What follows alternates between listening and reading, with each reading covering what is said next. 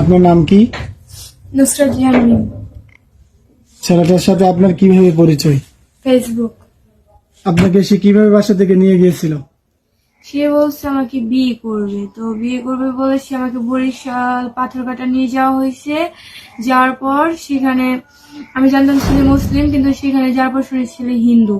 তো ওই কথা জানার পর তারপর আমি তারে আবার আমি জানতাম তার নাম হৃদয়, কিন্তু পরে লাস্টে সে বলে যে তার নাম সুজিত দাস হৃদয়। পরে আমি বললাম যে তুমি আমার সাথে প্রতারণা করলে কেন, আমাকে আমার বাসায় দিয়ে আসো। পরে বলছে না, তোমার বাসায় দেওয়া যাবে না।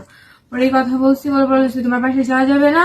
পরে আমি বলছি না, আমি বাসায় যাবো। পরে সে বলে তুমি বাসায় যেতে চাও, তোমার অবস্থা খারাপ হয়ে যাবে। সে আমার ব্রেকিং করে এই কথা বলে সে আমার মন্দির নিয়ে সে তাদের ধর্মে মানে পণ্ডিত মসজিদে বিয়ে।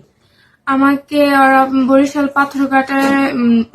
পাথরঘাটা মন্দিরে নিয়ে তাদের ধর্মে পণ্ডিত মশাই দিয়ে সিঁদুর পরিয়ে অনেক কিছু মানে তাদের ধর্মে বিয়ের নীতিতে আমাকে বিয়ে করে।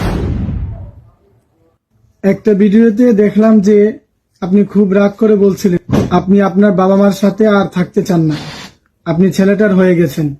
এসব কথা কেন বলছিলেন তাহলে? তখন খুব ভয় পেয়েছিলাম, আর ওইখানে আমি একা ছিলাম, ওরা অনেকজন ছিল।